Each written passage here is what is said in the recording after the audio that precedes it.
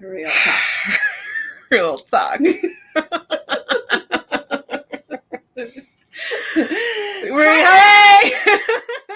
We miss you. We're here to bring the real talk, you guys. Yes. Welcome to another episode of When It's Enough with me, Sarah Alley, Jasenia. and where we talk about life, love, relationships, and how we can expand and grow into our wholeness and our authenticity. And so today we're going to talk about something really fucking messy. Very messy. We've been sitting on this topic for a while, and I'm like, we should talk about this. We totally should. And then every time it's like, okay, let's talk about it. I'm like, I don't want to touch it with a 10-foot pole, honestly. So this is like really a hard and messy subject for me, and I think for many others, and that's why we're going to talk about it, because that's what we do here. We have crucial conversations around things that can sometimes be hard. It's okay. It's okay. So because we lived it and we're going to share. Yes. And it's important because shame, when it comes to shame, the best way to deal with shame is to talk about it and to not hold it and bottle it in. So if I seem uncomfortable at times, if we seem uncomfortable, it's because this is a topic that's like, it's a heavy one, but it's important, and it's important in this time. As we've talked in our past conversations around relationship and heartbreak and loss and grief, right? Like, these are all hard topics that often bring up or center around shame. And so I think it's important to have a conversation around this shame and guilt cycle that we go through. So first, I want to start off with what is shame. And I go to one of the number one experts on shame, Brené Brown. Such a good resource. And we love Brené Brown. We went to one of her talks. What is it? A workshop. We did a workshop. So what is shame? And Brené Brown defines shame as the intensely painful feeling or experience of believing that we are flawed and therefore unworthy of love and belonging. Something we've experienced, done, or failed to do that makes us unworthy of connection. And in one of her talks that I listened to, where she talked about shame, she explains that there are two tapes that shame has. The first one being not enough.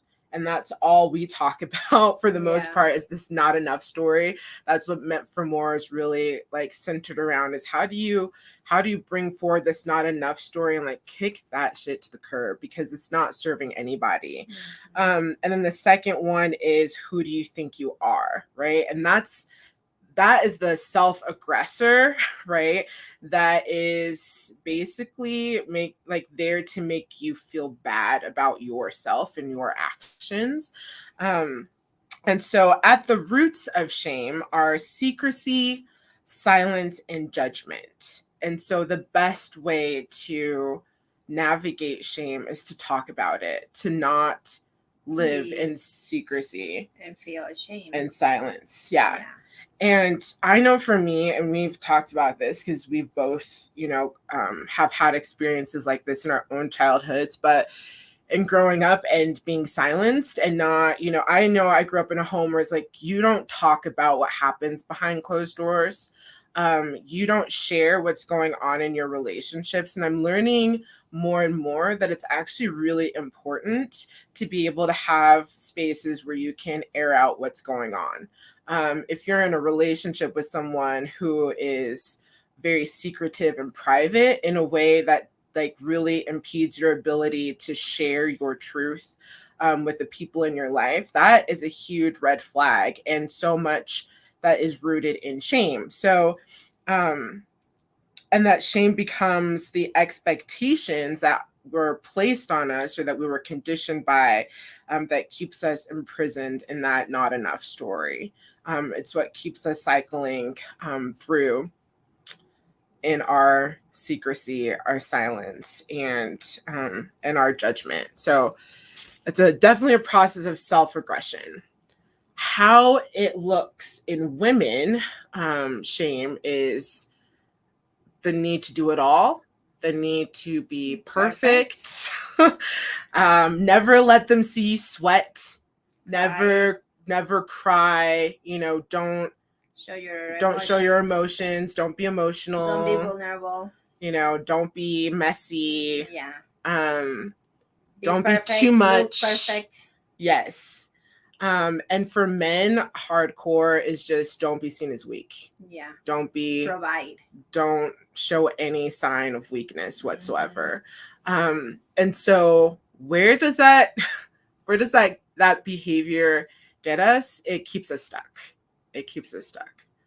So, and understanding where it's coming from, right? Because really shame, like you said, we were conditioned to when we were little, not to say, not to explain, not to have anyone look at our feelings, because that was bad. It was bad to share how you were feeling at the moment, because nobody was supposed to know that you were hurting, or that you're there's something that is bothering you and you're not able to share with anyone, but the person that's in the circle of where you feel shame of, or the things that you're going through because of that, how that person makes you feel.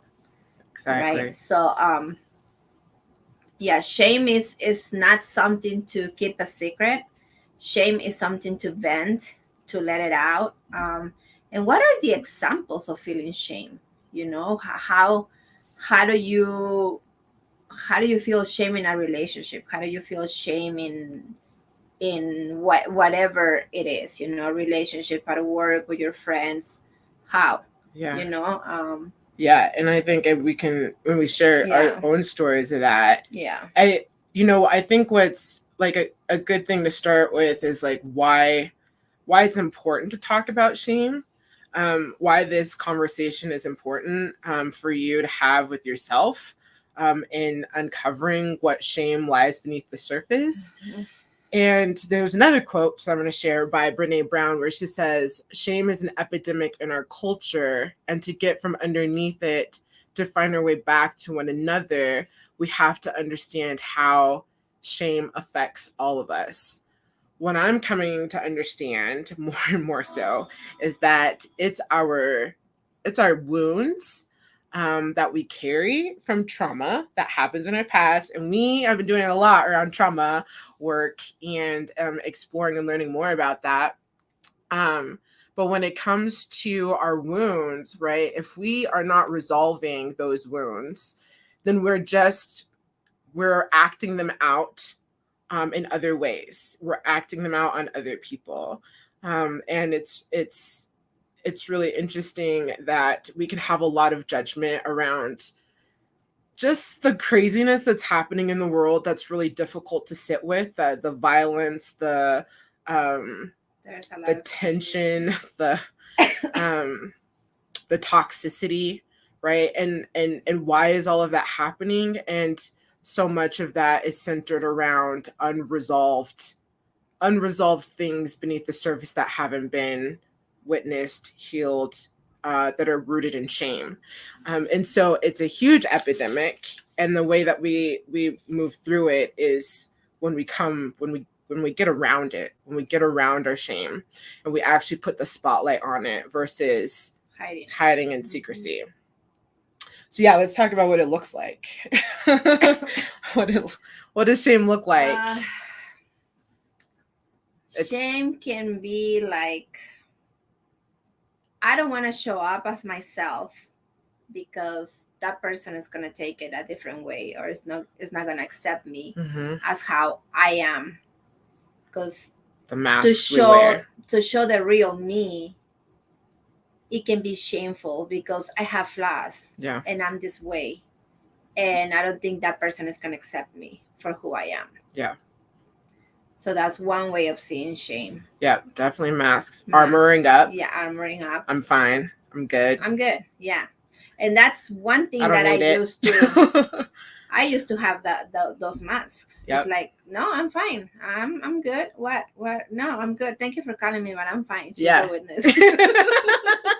Like, are you really okay? I don't think so. She's like, I had you in my mind. Are you okay? I'm like, I'm fine. I'm just fine. So I learned to not feel ashamed of sharing and showing myself as vulnerable, as letting you see the real me. Is like, you know what? Yes, I don't know how in the world you know this, but I'm actually not feeling good today. Yeah. I'm feeling this way, and I really need you, or I need a hug from you, or I need you to come and let me vent for a little. It's just letting it out. Yes. It's important to not armor up, when facing shame, or to act like everything's fine, like I'm fine, like it's no problem, because you don't want to give the perception of being seen as weak. Because that feeds into the not enough story and feeds into the who do you think you are, right? It says that your pain isn't actually valuable. Yeah. Or valid. It's not enough to talk about, right? Which is to minimize yourself and to minimize your experience.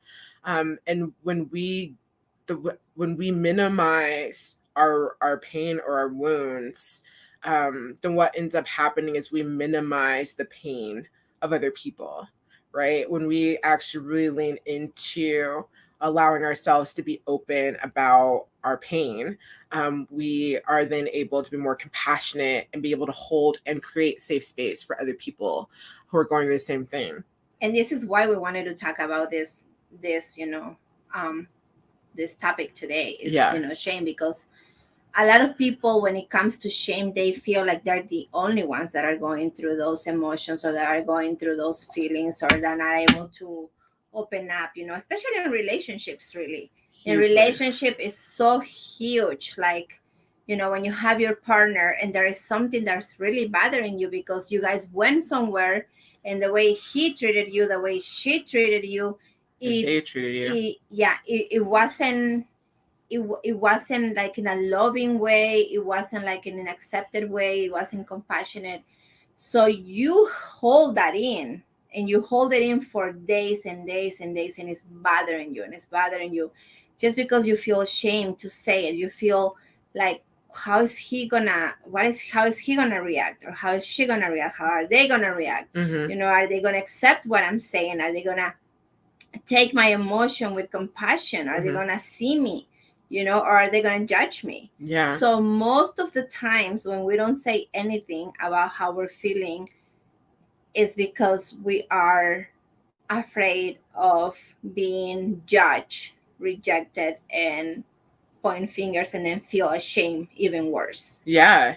It's the fear of the loss of belonging, right? It's like what we are hardwired for is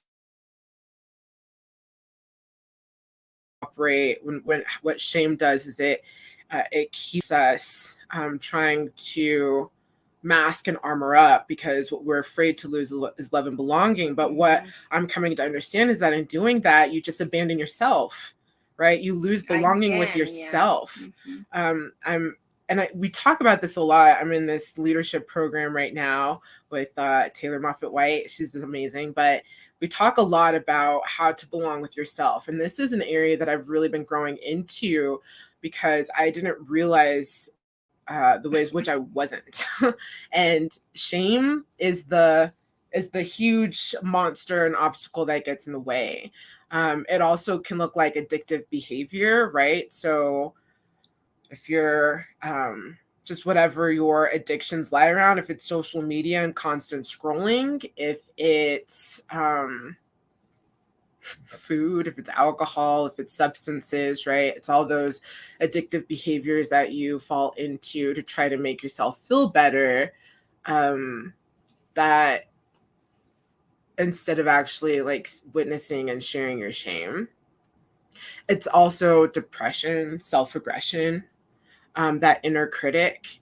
And depression comes from not showing your shame, is from not venting, from not Suppressing it. first. Yeah, you're suppressing everything. So when you're suppressing everything inside you, it shows in different ways. It can be depression, it can be migraine, it can be any other feelings, because like we said before, when you don't see the pain, or when you don't see something that you're suppressing and like holding it up, and you don't let it out, Mm-hmm. then your body's going to tell you in different ways. Mm-hmm. And this is why it reacts in different ways to tell you, you know what, it's time to open up, it's time to vent, it's time to find that light, or that, that person or whoever it is, that you can just be like, okay, you know what, we need to fix this, we need to I need to open up and tell you what's really bothering me from you. And however they take it, however it is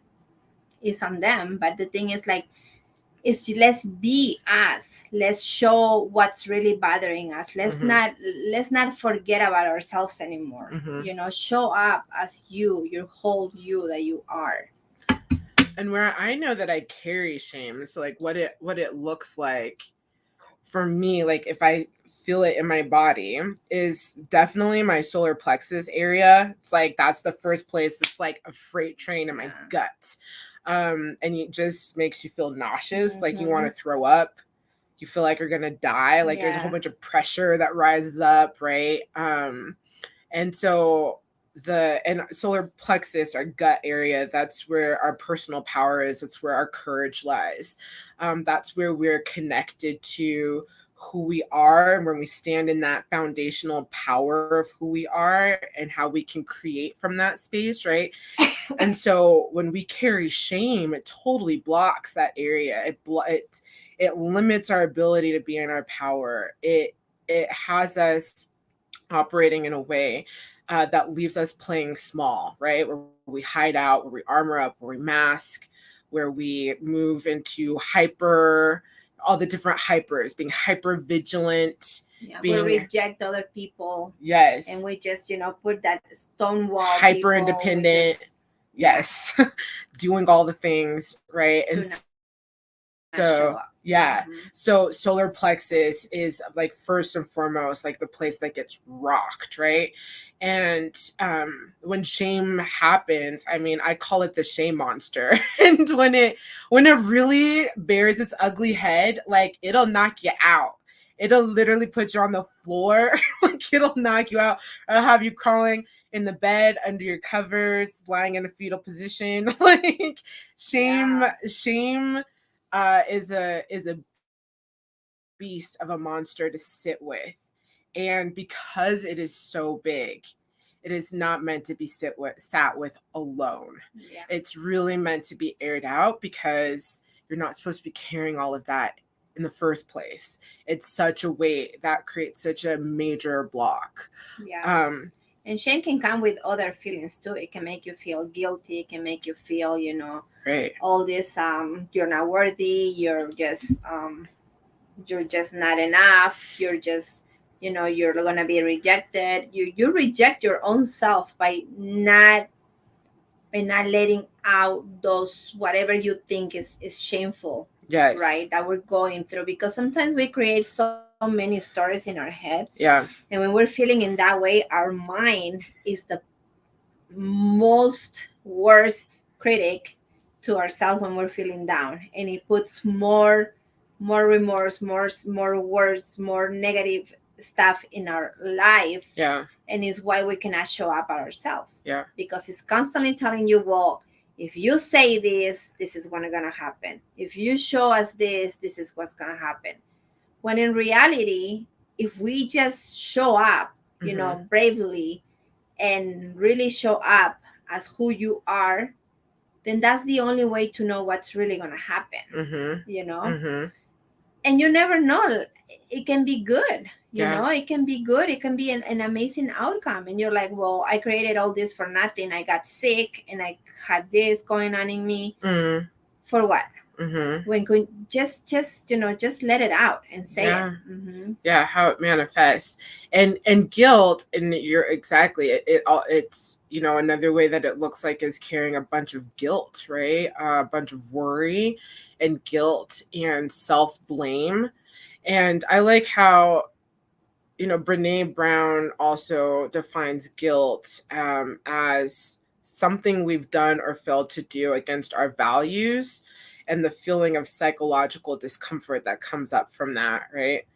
Now, there's like guilt can play, guilt and shame, as she explains. Shame is that it's about who you are, versus guilt is more about your behaviors. It's centered around behaviors, right? So shame is to take the blame as who I am. Like, I am wrong, I am bad, I am unworthy, I am flawed, I am, right? And all of those negative, definitions just shrink and minimize you. And so shame is really the most destructive force that we're dealing with. Guilt, on the other hand, is around behaviors. But what I'm coming to understand is like, it's really important to understand your trauma, to understand where that guilt is coming from. Is that guilt coming from a place that is truly serving you and understanding, here's where my values align, and here where my behaviors didn't align with that, right? And guilt is not there in order for you to be like, oh, I feel bad for not, showing up that way, but just actually to just reveal to you of, oh, actually, this is where I was out of integrity with myself, so I can make a different choice, moving forward. However, if you're coming from, having a lot of trauma, where you were conditioned to like basically be the scapegoat, right? You're the black sheep, you're the scapegoat, you take everything onto yourself, right? So whenever something's happening in your environment that you perceive as bad, you're taking in all of this guilt. Hi, Taylor. I was just talking about you, my greatest mentor in this area, who I'm learning so much from. But it's if you've lived in an environment that has placed upon you, right, where it's like you have to take all of the guilt on, right, because you're the scapegoat and you're the black sheep, then you need to reevaluate your feelings of guilt, right? Are you making yourself the guilty party when you're not, right? I mean, and can you look and see, like, was it really in out of integrity, or was I in integrity but I just feel really bad, right? And there's a need to explore more, like, what's behind that part of me making myself, Yeah, because the it's that condition. Like if you are the black sheep of the family, or if you're the oldest of the family, you're supposed to show up like this. You're yeah. supposed to be the example. You're supposed to be this, and you're supposed to be that. And then when you make that one little mistake, oh my God, it's the end of the world. Yeah. Just because shame comes like if it's a hurricane that is gonna take everything out of yourself, and then you cannot be Literally you sucks the life anyone. out of you. It's just I don't know, it's the worst feeling ever. Yeah. Just because why? Because you were conditioned to be the perfect one. You were conditioned to show up as you don't make no mistakes, because if you do, then your siblings, oh my God, you're the bad example. Mm-hmm. So it's really, owning who you are, and really seeing who you are, and really facing what you're feeling, Mm-hmm. and really coming into understanding that, you know what, those were the thoughts that when I was little, those were the conditions that my mom, my dad, my auntie, my whoever, my brothers, my sisters, whoever put on me, Mm-hmm. or even friends, because even when we go to school, we can have some friends too that can be cruel to us. So all that stuff that we Smile were in your face. conditioned, yeah, that we were conditioned to, is really sitting with it now that we're an adult, and really facing it and be like, okay, why am I feeling like this? Why is that coming up again? Because I remember that time where I was feeling like this, and I was so and so age, and this is what I went through with who this person, or at school, or with my family, friends, at work. whatever it is, it's like facing what you're going through and really seeing where the root of that came from, Mm-hmm. because it's always from our trauma when we Yeah. were little. Yeah. When it comes to relationship, so we're really talking about shame and guilt in context of when a relationship comes to an end, or there's a closure, whether that's a Mm, friendship, a romantic partnership, perhaps it's a business partner. partnership, Mhm. right? Comes to an end. There can be this shame of failure, of having gotten things wrong. Um, Or that would have, could have. Right. There can be a lot of resentment of Hmm. like overextending or what you did or how you showed up and like how so it's like the question that I constantly have cycled back that she's heard is like why did I do like why did I choose this, like how could I not see, like how was I blind, how was I not seeing, how, right? And then it's like to and all of that questioning really leaves you feeling like, or like that feeds into that not enough story. It makes you wrong, it makes somebody wrong. It makes you feel shame. It makes you feel shame. Yeah. Yeah, and it's really, there is no whys, there is no hows, there is no what. It just happened, Hmm. right? It just happened. And what I feel is like you're talking about relationships. It's like when a relationship ends, it's our ego coming up at the moment, and saying, well, you show up like this and you gave so much, or you gave this too much, or you were this way and you shouldn't have said this, or you shouldn't have said that, and then it comes that shame, because okay, if I would have said this, then maybe things could have been better. Hmm. Or if I would have been in this way or acted in this way, then things wouldn't have ended like this. Hmm. When in reality, whatever is meant to happen is meant to happen. Our relationship doesn't just end because it's good. If It it's doesn't. good, it doesn't Exactly. So yeah, yeah. there's some problems to look at, there's some things to see, and it takes two to tango, first and For sure. foremost. Yes. And so it's, if you're pointing the finger outward, you got to also point there's like Well, when like you we do put there's this, three fingers pointing back at you.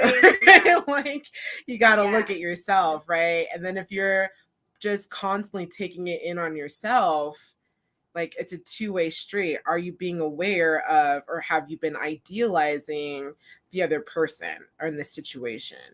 And what I'm learning most of all when it comes to combating shame, or when it comes to like getting in a place where you can move through transition, right? Like if there's a fallout happening in a relationship, um it's like, have you been in centered in your truth?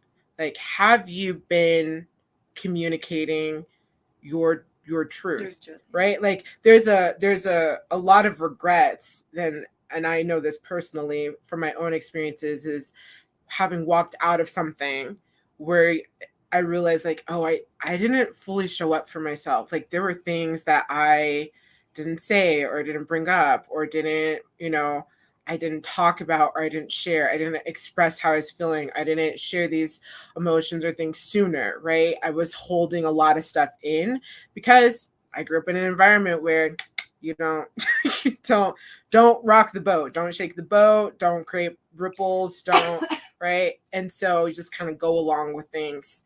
Um, and learning more how to stand rooted in your truth and to always speak from that truth really helps, that when you're coming to if you're facing a transition, of like, okay, this is going to shift to something, we don't know where it's headed, perhaps it's closure, right?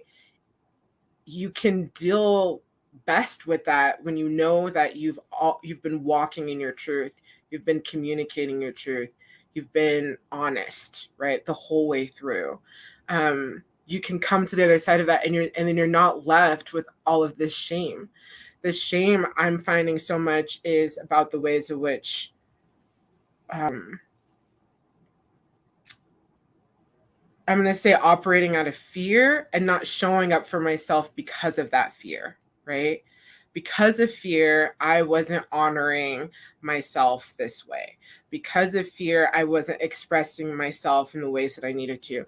Because of fear, I wasn't taking the actions, right, to ensure, that I was taking care of myself fully.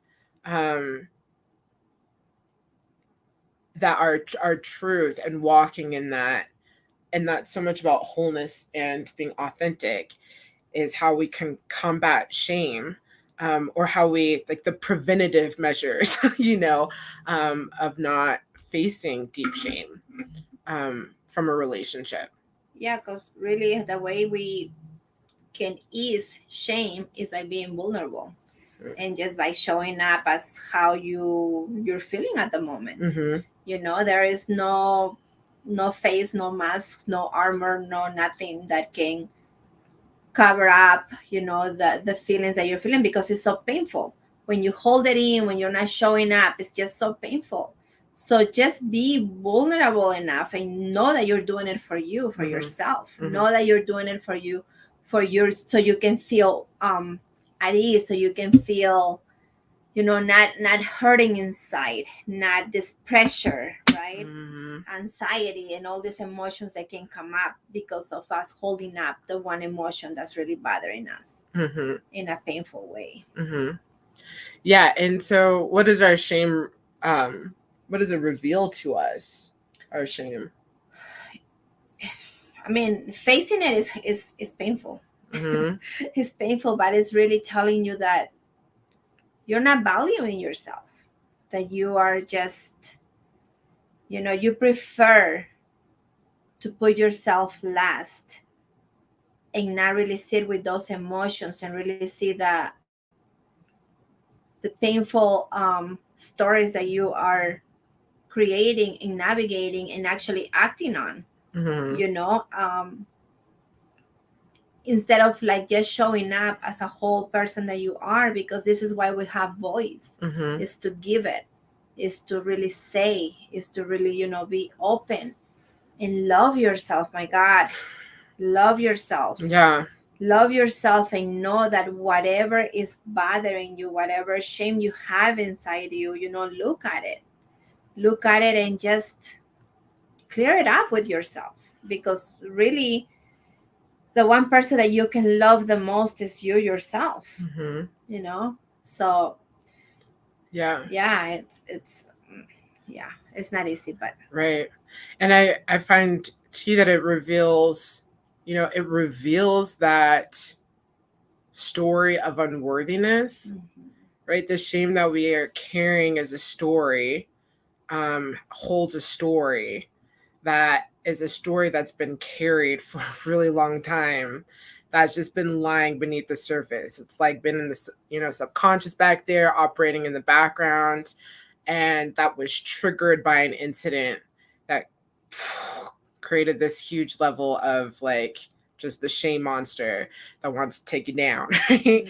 And it's revealing to you a story that was crafted and created from a perception of an event that was painful, harmful, damaging, destructive. Yes, that we took on as part of ourselves, as who we are, as unworthy.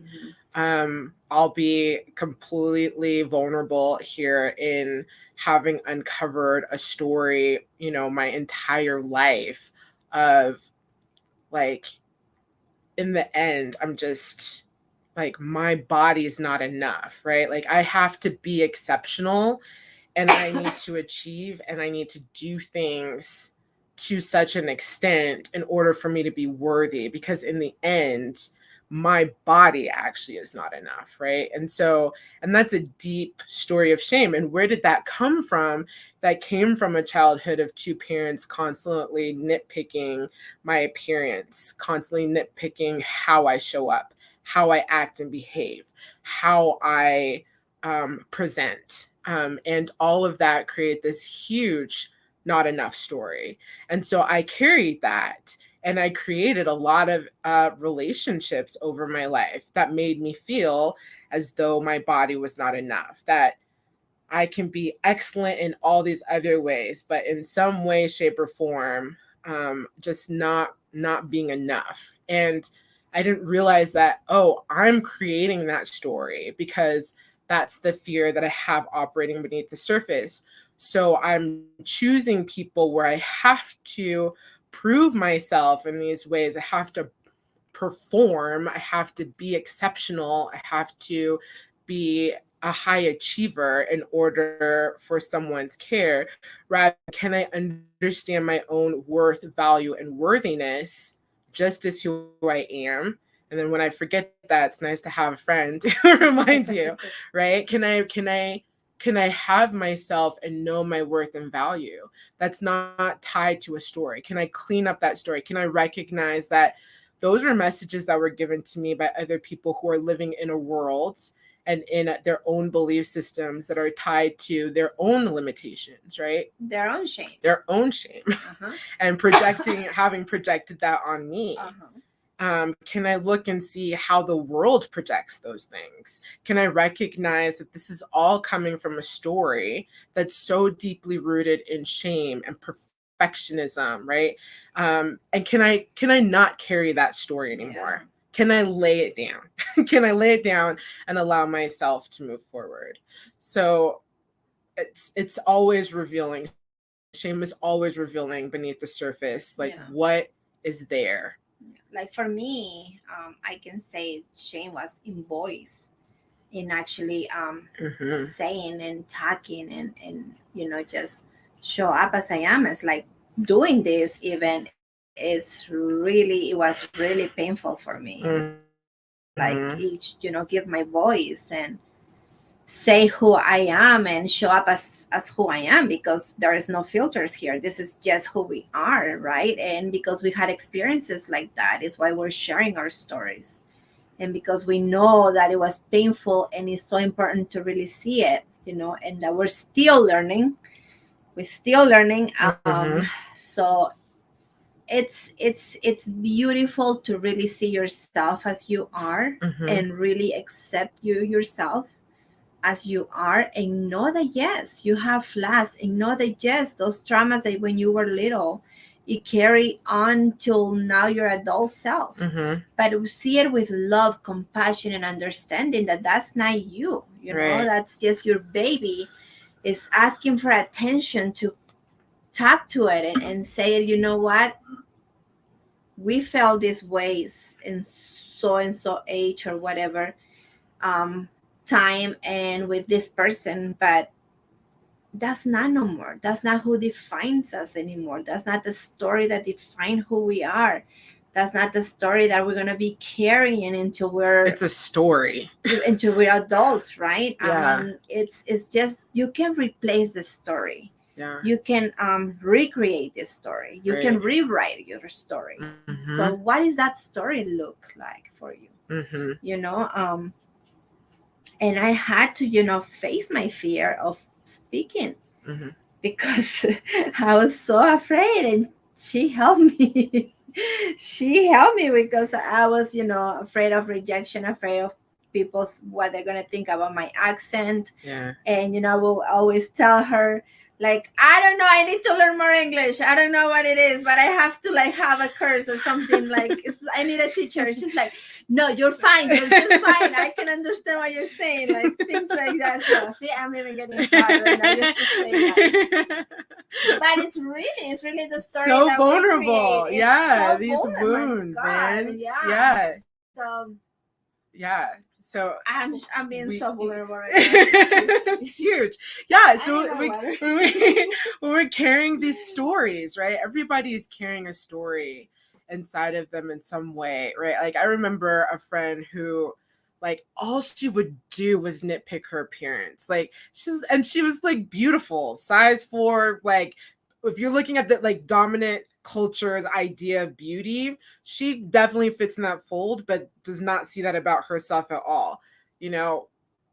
Screw dominant culture's, ideal of beauty, because it's trash for first and foremost. Yeah. It's complete trash. But because we are so ingrained and impressioned by dominant culture, dominant society standards, a person who is totally indoctrinated in that made some sort of criticism about her skin, her body, right? And that is like nitpick at her for the rest of her forever, right? Mm-hmm. These are the stories that we carry from these snippets in our past when we're little that we're carrying inside of us. And then if we don't actually reflect and look at those things, we don't see how we're acting out our trauma. Yeah. Right? If we don't actually witness and address the shame when it comes up, right? Rather than bulldozing it, rather than, squashing it down, suppressing it, masking, armoring up, putting those heart walls up real strong, like nobody's gonna get in here, trust nobody, right? You just act out of that pain and you carry it further. And what does that pain do on the next person that you enact it with, right? How does it move forward? Like, we say we want to create a world where people can feel safe or where people belong, right? We're understanding the importance of love and belonging in our society and our world. If we're not doing our own healing work, then how are we gonna connect to that outside, right? And that's why it's so important, because if we are not addressing it, we are acting it out in ourselves and with one another. So how can we meet our shame and transmute it, Jasenia? You talked a little bit about talking to yourself. Like, it's so important. Self-talk's huge. Self-talk is huge. We always talk about journaling too. Yeah. That is so huge, because to me, journaling is a way of venting. It's a way of, just write it down, everything that you're feeling at the moment, the shame that you're feeling, how you're feeling about it, how is it making you feel. And then reread it, right? Read it and be like, okay, who is this person really talking? Is it your adult self, or your baby self that it's bringing that trauma back into yourself now? So what is it? Where is it coming from? And it's really soothing the pain with love, soothing the pain with self-talk. It's like something I learned is like, when I feel like I need this or I need that, it's like, who can give that to me if it's not me? So I just talk to myself and be like, okay, what part of me is not giving me what I want to feel in this moment? Right? Yeah. So that is so important. And that's how you can overcome shame, because you are the only person that can love you as much as you want to feel loved. Yes. Only you. Yeah.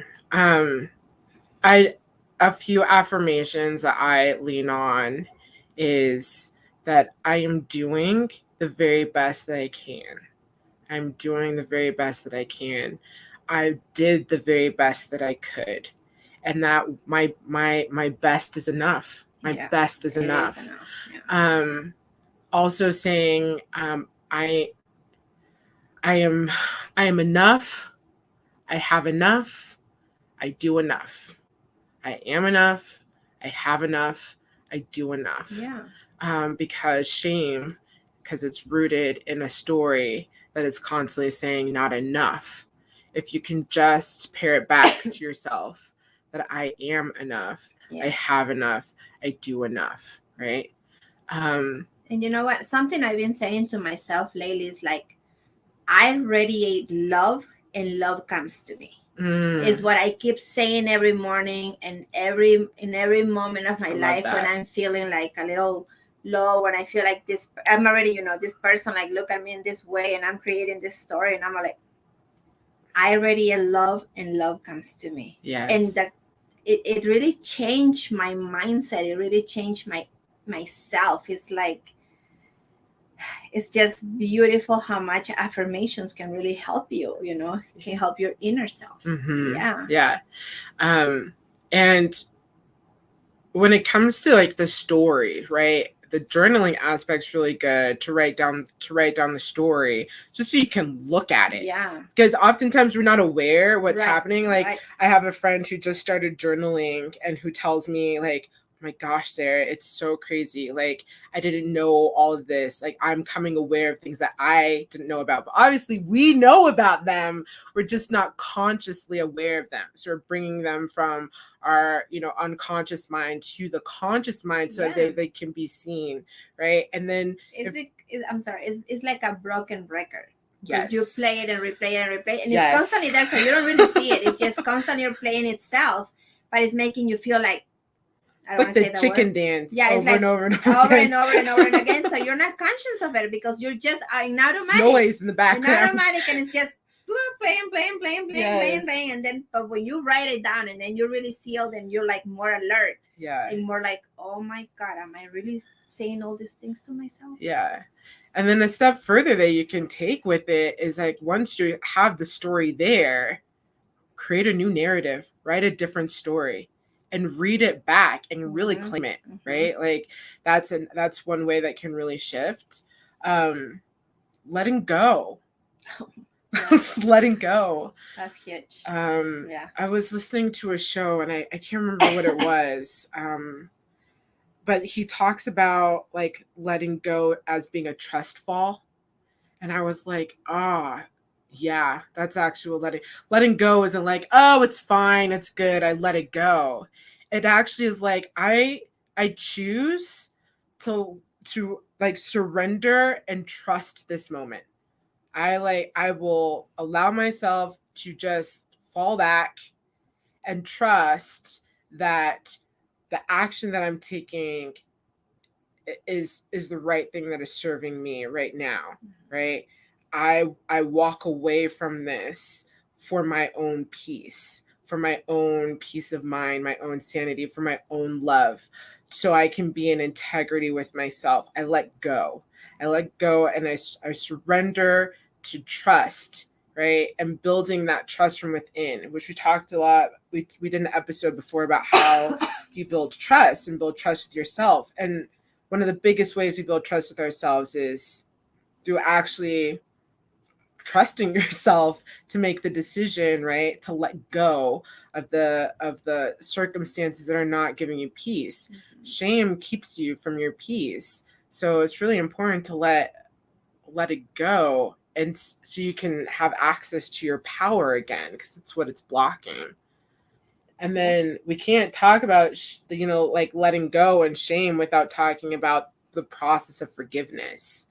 And that's, it's such a complex, complicated term, because everybody carries a definition of forgiveness differently. But how I look at forgiveness is, it's not about being like, that's okay, what happened, it's not a big deal. I'm forgiving that person and their actions. And no, it's about forgiving the consciousness behind those actions. It's about understanding that that person is acting out of their wounds. They were acting from the consciousness that they had at the time, which was in their own woundedness, which was operating from their own unconsciousness, right? It's not about who they are, but where they're at, mm-hmm. right? And being like, I can forgive, understanding where they're at, right? Not being like, I forgive those actions. I think it's really actually important to understand people's actions and motives, because it gives us wisdom, right? It helps us to understand when we're coming across something like this again, like we can have ourselves better. We can be in our truth more. We can understand like, oh, this feels a certain way. This is familiar. This feeling is familiar. I can, let me reflect and understand what's happening here, right? It's important to understand that. Can you forgive the consciousness of the other person that was operating behind those actions, that was completely rooted in their own trauma and wounds, mm-hmm.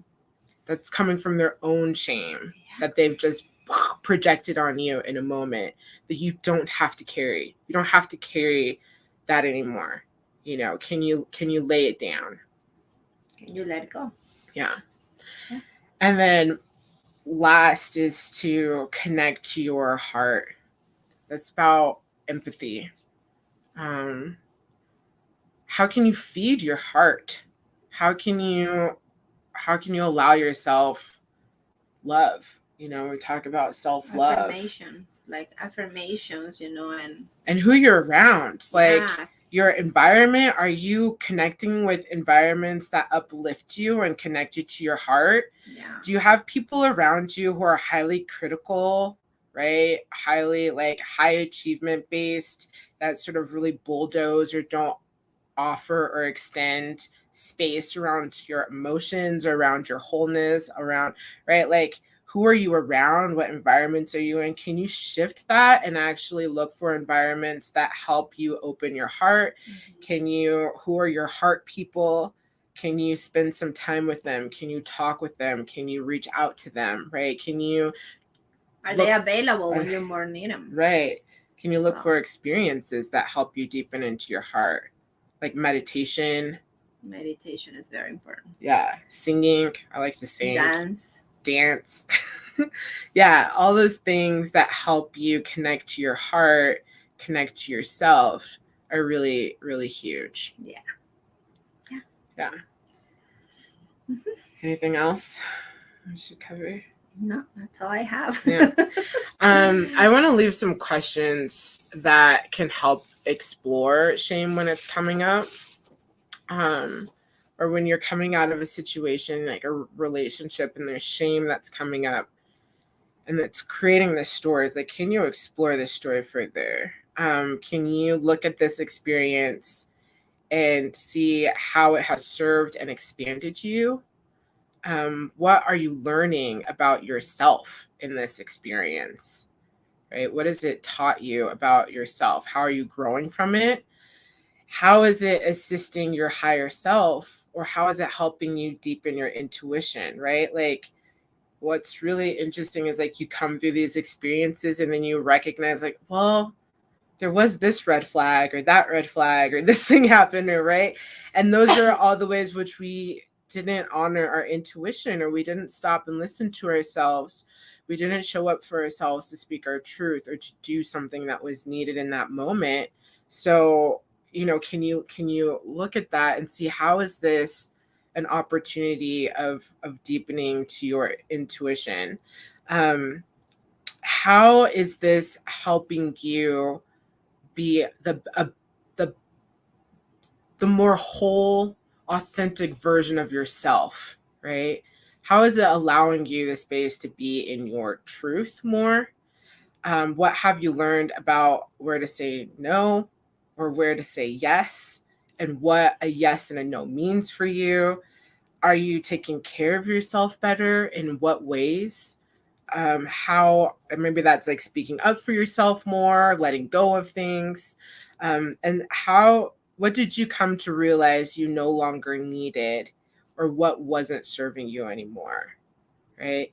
So that it's really important to understand what wasn't serving you, so that you can know, it helps you get an alignment with your principles and your values and your intentions, so you can communicate those moving forward. So those are just a few things to explore to help uproot the story that's centered around shame, and really how you can free yourself from that shame. And so, yeah, it's a big, messy, complicated topic. But it's really there for you to connect to yourself and to clear out the story that says not enough, to uproot the self-regressor. I love this term. I've learned this term as the self-regressor, the inner critic, because it doesn't belong there. It's not helpful to you. It's not helpful for anyone. It's about coming back home, coming back to yourself, coming back to your wholeness. Yeah. Connecting again to the higher self that can only, guide you and show you how beautiful, loving, whole person that you are. Yeah. It's really connecting to that higher self that really shows you the love that you need and that you are. Exactly. Mm-hmm. So thanks for joining us. Thank you. And we'll see you next week for another episode of When It's Enough. Bye. Bye. Don't forget to subscribe and like on YouTube. Yes. The link is in the comment section. And bye. Bye.